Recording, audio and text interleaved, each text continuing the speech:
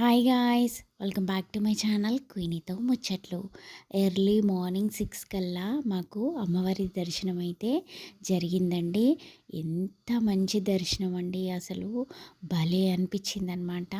అంత క్రౌడ్ ఉన్నా కూడా ఎక్కడ కూడా తోసివేయటం కానీ, తొందరగా కంప్లీట్ చేసుకుని బయటికి వెళ్ళటం కానీ అలాంటిది జరగలేదండి.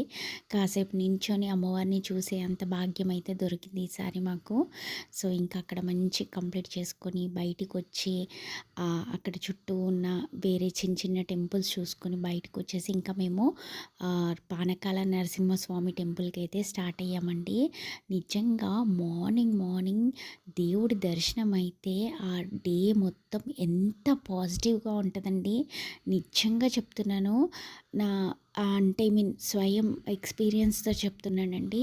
భలే అనిపిస్తుందండి. మార్నింగ్ మార్నింగ్ 7 లోపు గుడికి వెళ్ళి చూడండి. నిజంగా ఆ డే మొత్తం కూడా మనకి అన్ని గుడ్ థింగ్స్ కానీ అన్నీ మనకి ఎదురొచ్చి మనకి ఇట్లా దేవుడు ఎదురు ఇస్తున్నాడు అనిపిస్తుందండి. ఇంకా అక్కడి నుంచి హ్యాపీగా స్టార్ట్ అయిపోయి నరసింహస్వామి టెంపుల్కి అయితే వచ్చామండి. ఇక్కడైతే మాకు అసలు టెంపుల్లో వీడియో అలౌ లేదనమాట. సో దొరికినంత వరకైతే నేను వీడియో తీశాను. ఇక్కడ ఏంటంటే స్వామివారికి మనం పానకం సమర్పించాలన్నమాట.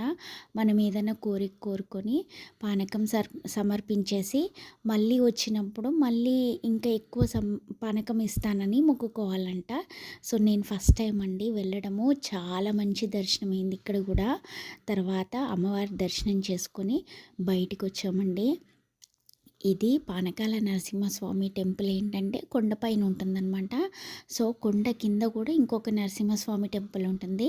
సో కొండపైన ఉన్న స్వామివారిని దర్శనం చేసుకున్న తర్వాతనే కొండ కిందున్న స్వామివారి దర్శనం చేసుకోవాలంట.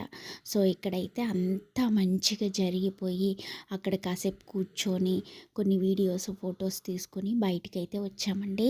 నిజంగా అండి ఆ రోజంతా ఎంత పాజిటివ్గా అనిపించిందంటే అసలు ఎంత బాగుందోనండి. నిజంగా ఎక్కడికి వెళ్ళినా కూడా తెలిసిన వాళ్ళు తెలియని వాళ్ళు ఎవ్వరు కూడా అందరూ ప్రతి ఒక్కరు పంతులతో సహా చిరునవ్వుతో పలకరియటం భలే అనిపించిందండి. నిజంగా మీకు ఎప్పుడైనా ఇలా అనిపించిందా?